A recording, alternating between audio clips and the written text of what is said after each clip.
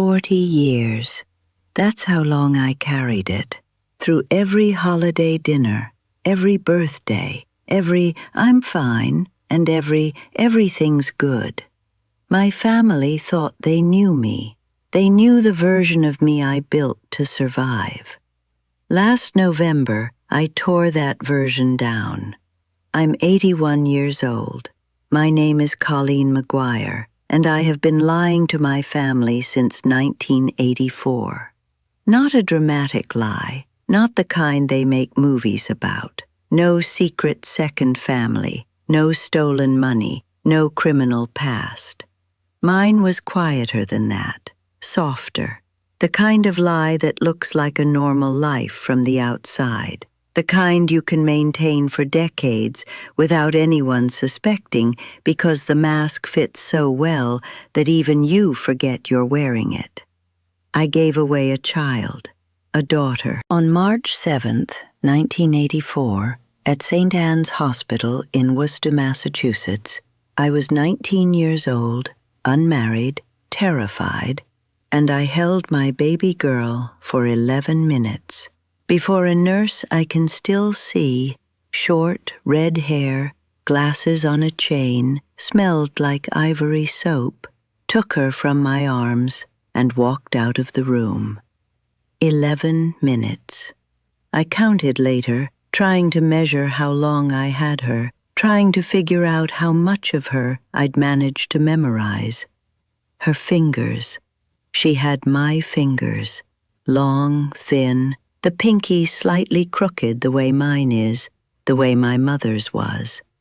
She weighed 6 pounds 9 ounces, and she didn't cry when they put her on my chest. She just looked at me with these dark, serious eyes, like she already knew what was about to happen. I named her in my head, Rosemary, after my grandmother. But on the paperwork it said Baby Girl McGuire, and that's all she was to the world, a file, a case number, a placement. I signed the papers 2 days later. My mother, Eileen, stood beside me in her church coat and said, "This is the right thing, Colleen. You'll forget. Girls forget. Girls don't forget. Girls carry it in their bodies like a second heartbeat. Quiet, persistent, always there." 40 years later, I can still feel the exact weight of 6 pounds 9 ounces in my arms. I can still smell the ivory soap. I can still see those dark eyes. But I did what my mother told me to do. I went home. I went back to work, cashier at Woolworths on Main Street. I smiled. I functioned. I rebuilt myself into a person who had never been pregnant, never given birth, never held a baby for 11 minutes and then let someone carry her away. 3 years later, I met Douglas, Doug McGuire, electrician, Boston accent so thick you needed subtitles, hands like baseball gloves, and a laugh that could fill a parking lot. He proposed after 14 months, on the bench outside Elm Park in Worcester, with a ring he'd bought on layaway from a jeweler on Highland Street. $340. He told me the price because he was proud he'd saved for it himself. I said yes, and I did not tell him about Rosemary. I should have. I know that now. I knew it then, somewhere underneath the relief and the happiness and the desperate need to start fresh. But my mother's voice was louder than my conscience. You'll forget. No one needs to know. Start clean. I started clean. Doug and I had 3 children. Patricia, born 1989, Michael, born 1991, Joanne, born 1994. We raised them in a yellow Cape Cod on Flag Street in Worcester. 3 bedrooms, one bathroom, a kitchen so small that two people couldn't open the refrigerator and the oven at the same time. Doug worked 6 days a week. I went back to school at night, got my associate's degree, became a medical billing specialist at UMass Memorial. We weren't rich. We were the kind of comfortable, where you don't panic about the electric bill, but you also don't take vacations that require aeroplanes. It was a good life, a real life. And inside that life, underneath it, sealed behind a wall I'd built with 40 years of practice, was Rosemary. I thought about her every single day. Not dramatically, not breakdowns or crying in the shower, not after the first few years at least. Just a presence, like a room in the house you keep the door closed on. You know it's there, you walk past it. You don't go in, but you always know it's there. On her birthday, March 7th, I'd get quiet. Doug noticed. "You okay, Colleen?" "Fine, just tired." Every year. Fine, just tired. Patricia noticed too, eventually. She was the observant one, my oldest, the one who watched everything and said little. The kind of child who'd see you crying in the laundry room and not say anything, but bring you tea 20 minutes later without being asked. "Mom, you're always sad in March," she said to me once. She was maybe 16. "Is it because of Grandma Eileen?" My mother had died in February of 2001. It was a convenient excuse. "Yes," I said, "I miss her." I used my dead mother as a cover story for grieving the daughter she'd made me give away. I still feel sick about that. Doug died in 2016, pancreatic cancer. Fast, brutal, merciful only in its speed. 7 weeks from diagnosis to funeral. He was 67, I was 71. After he died, the house got quiet in a way I wasn't prepared for. Not the absence of noise quiet, the absence of witness quiet. There was no one watching me anymore, no one to perform for, no one to be fine around, no one whose steady, loving presence required me to keep the door to that room closed. For the first time in decades, I opened it. I started searching, not online. I didn't know how, not properly. I went to the library on Salem Street and asked the reference librarian, a young woman named Keiko, to help me understand how adoption records worked in Massachusetts. She was patient, thorough, kind in the way young people sometimes are when they can tell something matters more than you're letting on. Massachusetts had changed its laws. Since 2008, adopted adults could request their original birth certificates. That meant if Rosemary had ever wanted to find me, she could have. She could have had my name, Colleen Mary Brennan, as I was then, for years. She hadn't looked. Or she had and decided not to reach out. I didn't know which was worse. I registered with the state's Adoption Reunion Registry, filled out the paperwork, waited. 6 months. Nothing. A year. Nothing. I started losing hope, a specific, terrible kind of hope, different from anything I'd felt before. Because this time I was hoping for a person, not a thing, and people can choose not to be found. Then, in September of 2022, my phone rang. A woman's voice, calm, measured, slightly nervous. "Is this Colleen McGuire, formerly Colleen Brennan?" Yes. My name is Anne Kowalski. I was born on March 7th, 1984, at St. Anne's Hospital in Worcester. I sat down on the kitchen floor. Not intentionally. My legs just stopped working. I've been looking for you, she said, for a long time. I found you through the registry last month, and I've been trying to figure out what to say. I'm not sure there's a right way to call your birth mother. You're doing fine, I whispered. You're doing fine. Her name was Anne, not Rosemary. Anne Marie Kowalski, née Donnelly. She was 38 years old.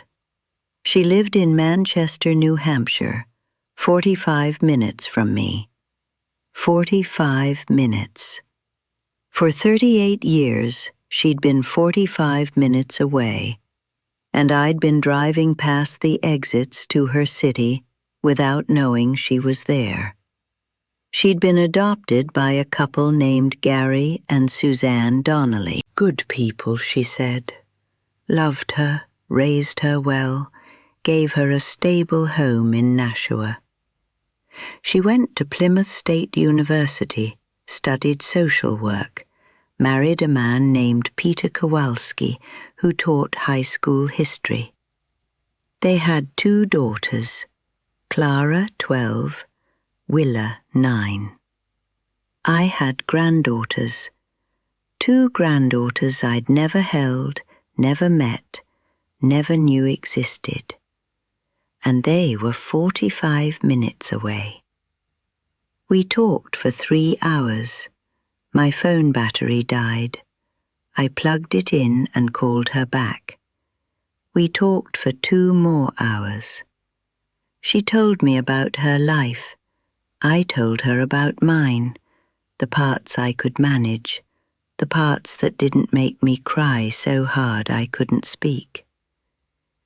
Can I ask you something? She said near the end. Anything. Does your family know about me? Silence.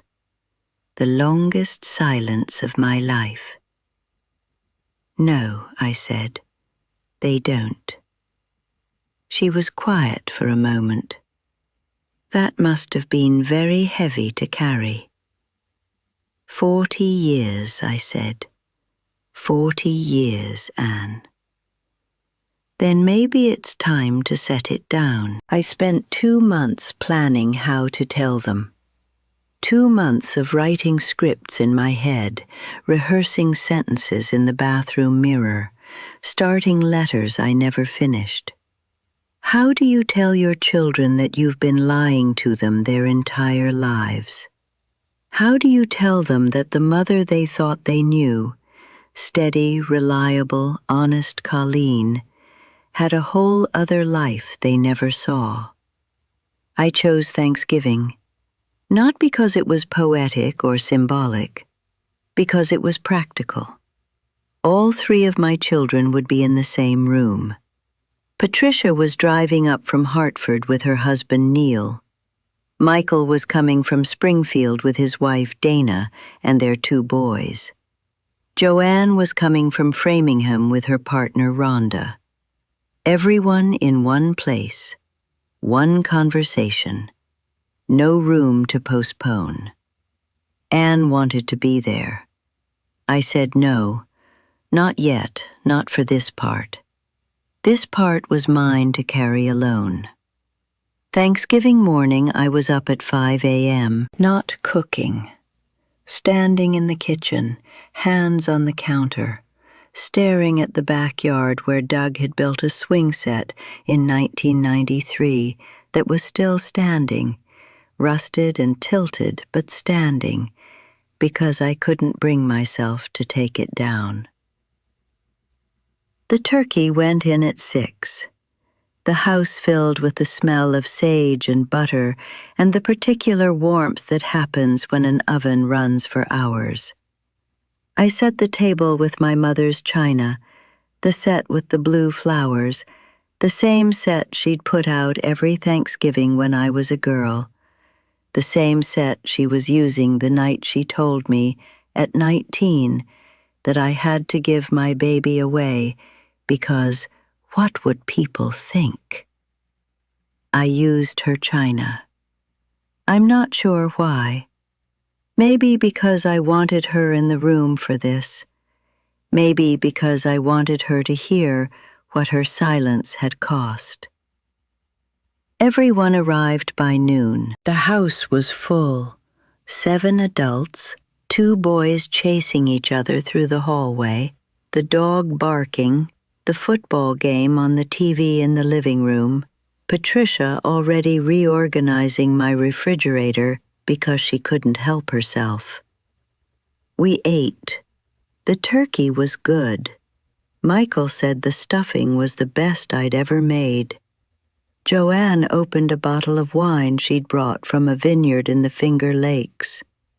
The boys ate rolls and nothing else, as boys do. It was warm. It was normal. It was everything I was about to blow apart. After dessert, pumpkin pie and apple crisp, both from scratch, because if I was going to ruin Thanksgiving, I was at least going to feed them well first. I asked everyone to stay at the table. I need to tell you something, I said. The room shifted. You know how a room changes when someone says those words? The air gets heavier. Smiles freeze. Everyone's body goes still, like deer who've heard a branch snap. Patricia put down her wine glass.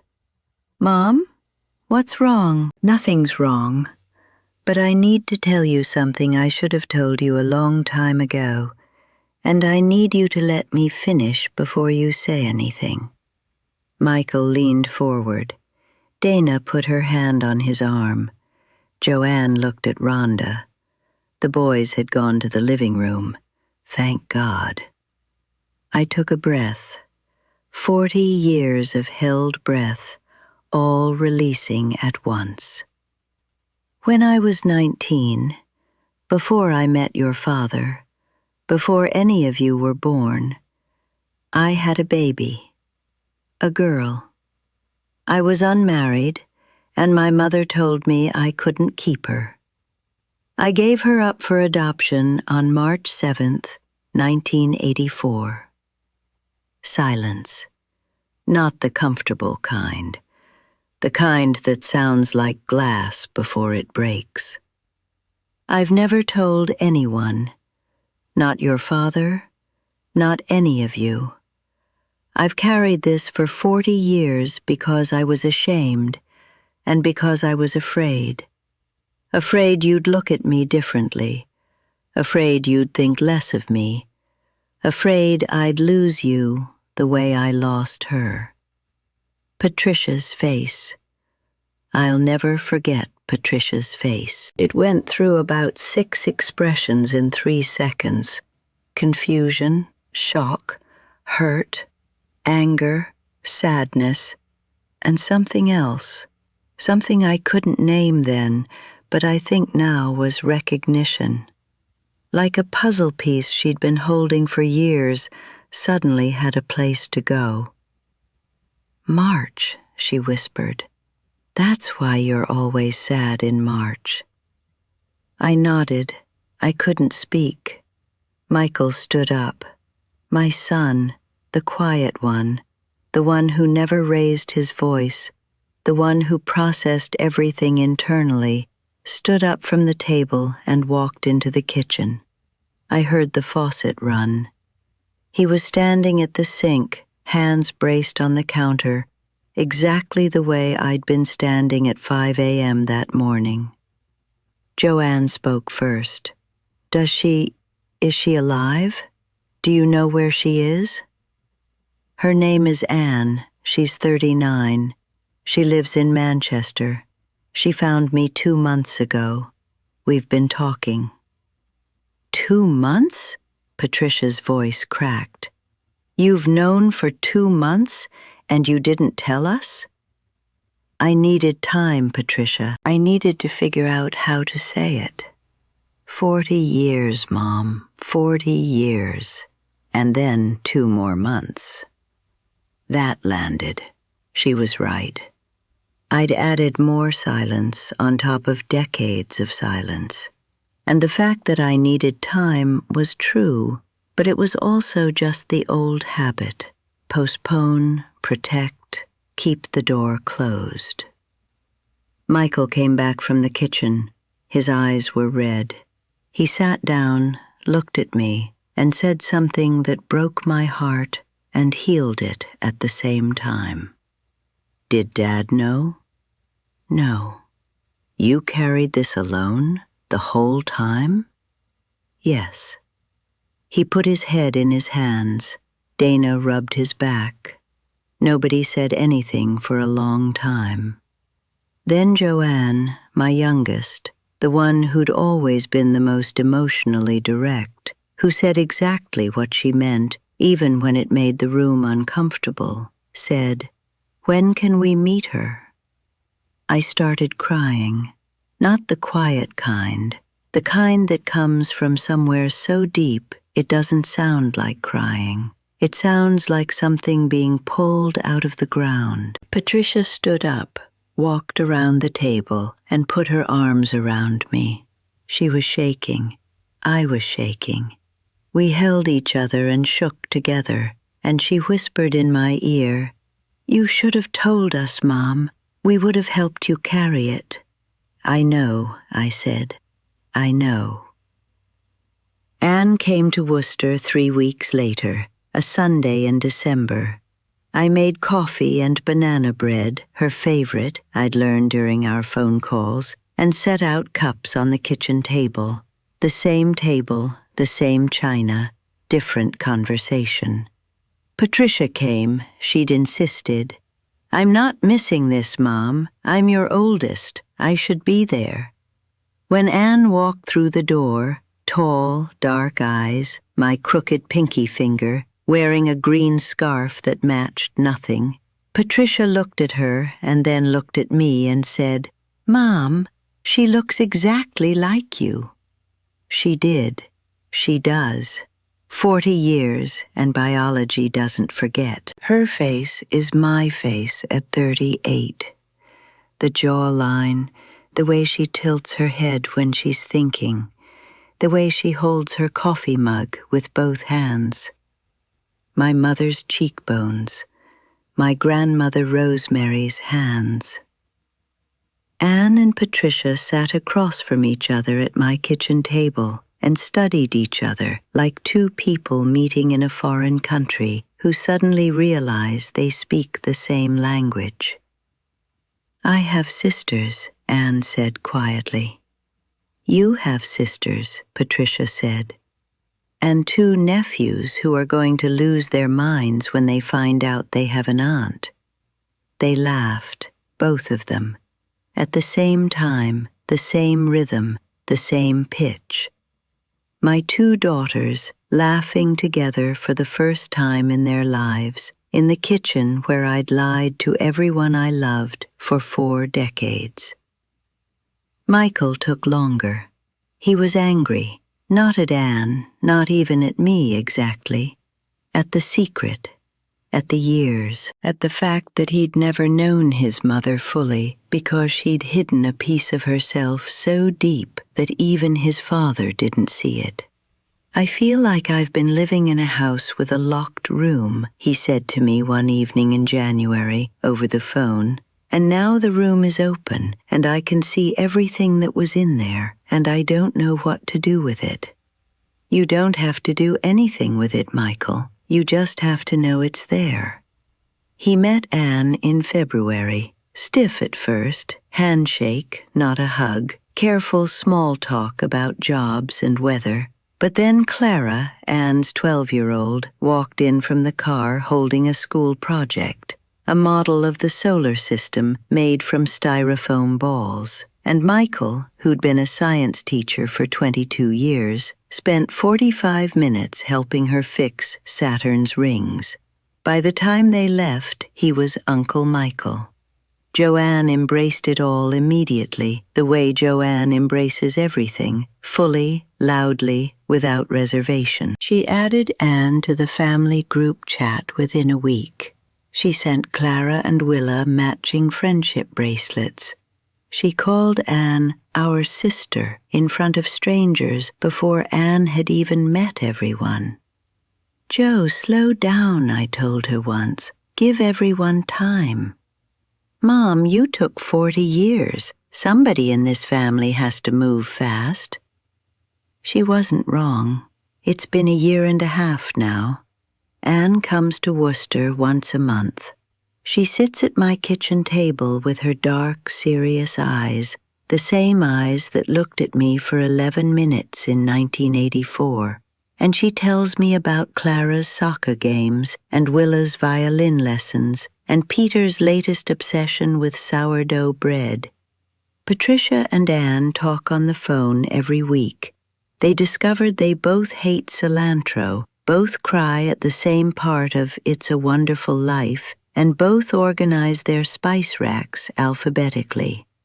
Nature or coincidence, I don't care which.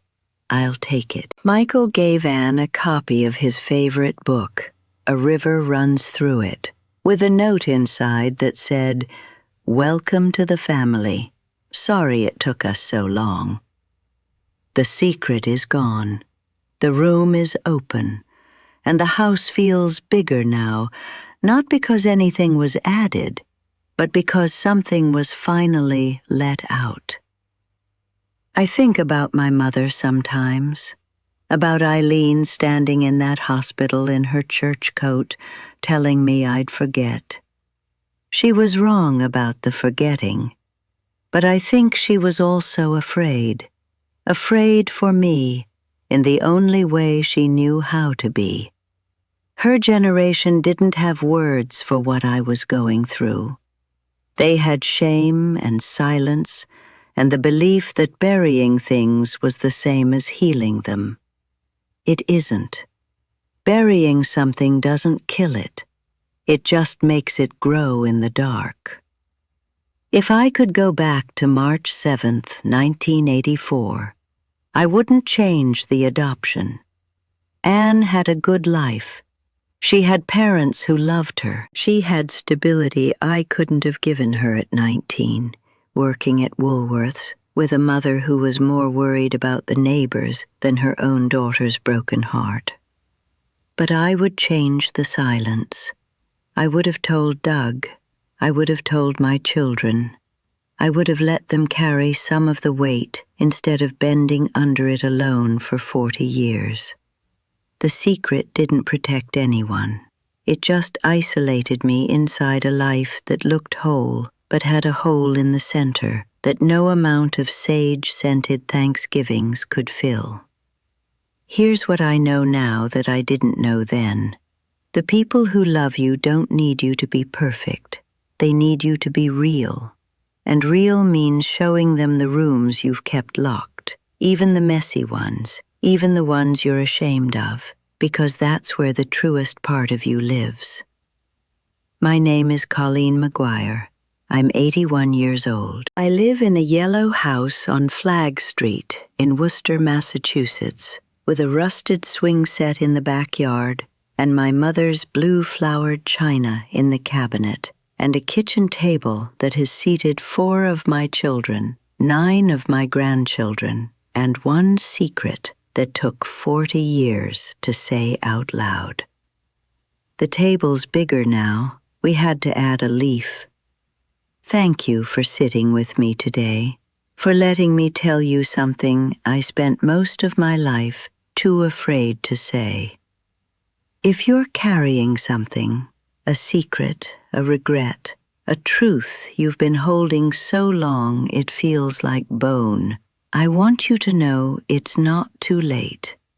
It's never too late to open the door. Take care of yourself. and take care of the people who deserve to know who you really are. I'll be here if you want to sit with me again. Still in Worcester, still at the table, still, finally, entirely myself.